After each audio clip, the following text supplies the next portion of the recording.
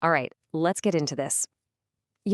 Every now and then you stumble across a few things that seem totally unrelated, like a piece of Python code, a really deep dive into hyperdimensional geometry, and this philosophical text about a universal force. On their own, kind of weird. But put them all together, whoa, they tell one single, absolutely incredible story. And that whole story kicks off with this one really cryptic line from the end of that code. System state squared up. I mean, what does that even mean? To figure it out, we've got to go back to the question that the code itself seems to be asking. And that is the question. Right there. This is the big mystery we are going to unpack today. We're about to connect a piece of computer science history that almost nobody talks about anymore with some of the most, mind-bending geometry you can imagine. Okay, so first things first. Let's look at where this all starts, the code. It's a Python script, sure, but it's not doing what you'd think. It's built to model something really, really abstract. The script introduces something called the hyperdimensional ternary class. And what this does is pretty wild. It breaks down into three key ideas. First, its whole job is to map out a 4D tesseract. Yeah, a four-dimensional cube. Second, it doesn't use the normal binary logic, ones and zeros that runs literally everything today. Instead, it uses something called balanced ternary logic. And third, it scales up using this enneatic constant, which is just a fancy way of saying it grows by powers of 9. It sounds like a lot, I know, but trust me, we're going to break it all down. So you run the code, and it spits out this gigantic number, almost 388 million. And according to the notes that came with this, that's not just some random number. It's supposed to represent the total number of addressable points in a theoretical memory system built on trits, not bits. So it's describing this huge, perfectly ordered space for information. But to really get how it calculates that, we need to look at what it's built on. And that foundation, well, it's a completely different way of thinking about numbers, about information itself. It's a logic that goes way beyond the simple on-off switch that our entire digital world is built on. Okay, so this is the absolute key difference. We all get binary, right? Everything is either a 0 or a 1, true or false, on or off. Simple. But balanced ternary logic, it throws a third state into the mix. It uses -1, 0, and +1. So right at its core, it has this perfectly balanced, neutral middle ground. So you might be asking, why bother with three states? Well, it turns out it's incredibly elegant. For starters, it's way more efficient. You only need about 63% of the digits to write the same number compared to binary. Its base, 3, is also the closest whole number to the mathematical constant e, the base of all natural growth.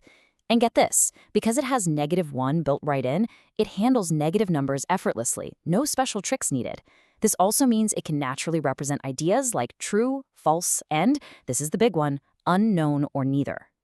And this isn't some new, out-there concept. We're talking about something recognized by the legendary computer scientist Donald Knuth. He wrote, "Perhaps the symmetric properties and simple arithmetic of this number system will prove to be quite important someday."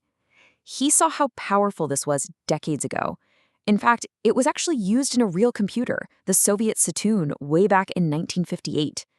It's this incredibly powerful, super efficient logic that just kind of got left behind. So we have this hyper-efficient, perfectly balanced logic system.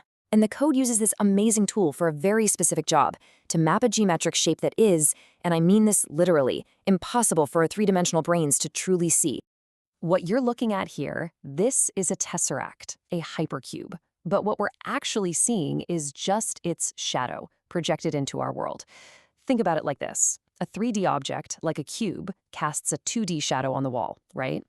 Well, a 4D tesseract casts a 3D shadow, which we then have to show on a 2D screen. We are literally looking at the footprint of a higher dimension. Now, to get this, you have to try and wrap your head around the fourth axis, what's labeled here as W.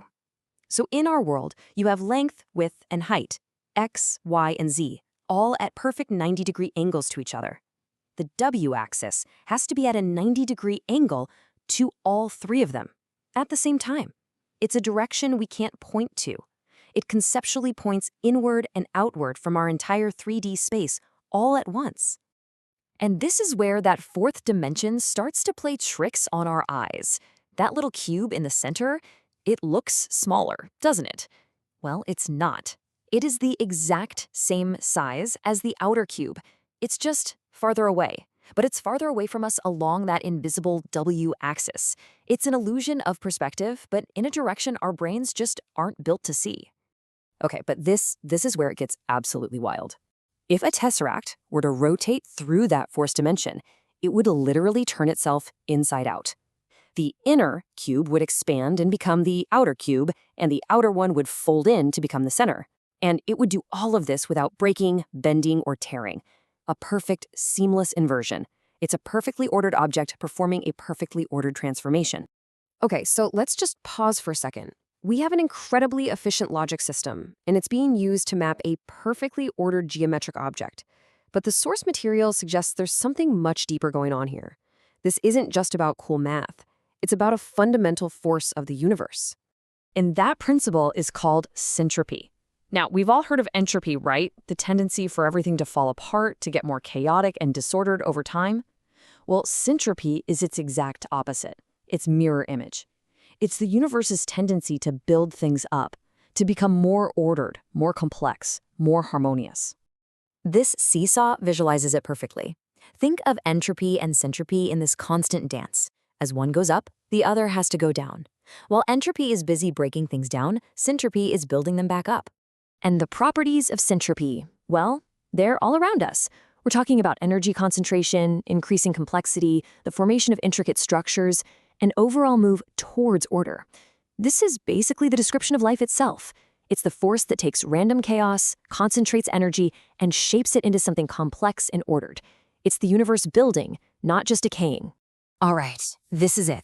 Let's put all the pieces of the puzzle together. The code, the geometry, and this universal principle. What is this code really doing? What does it truly mean to be squared up? And here it is, the big picture. The code uses the most efficient integer logic we know of, balanced ternary. It uses that logic to map a model of perfect geometric order, the tesseract. And why? It's doing all this to model a universal principle, syntropy, the fundamental force of increasing order. It's a digital blueprint for how things come together, not fall apart. And that leads us to the final and frankly kind of haunting instruction from the source material. It says, evolve your brain by visualizing the 3 to the 18th points of light within your mind. If the return is squared up, you have achieved metanoia. It's suggesting this isn't just a computer program, but a mental exercise, a challenge to visualize those nearly 388 million points of light inside your own consciousness. And it claims that if your own internal system reaches that state of perfect balance, that perfect syntropic order, if you are squared up, then you achieve metanoia, a fundamental transformation of the mind. That's a pretty profound thought to leave you with, isn't it? What would it mean to square up your own system?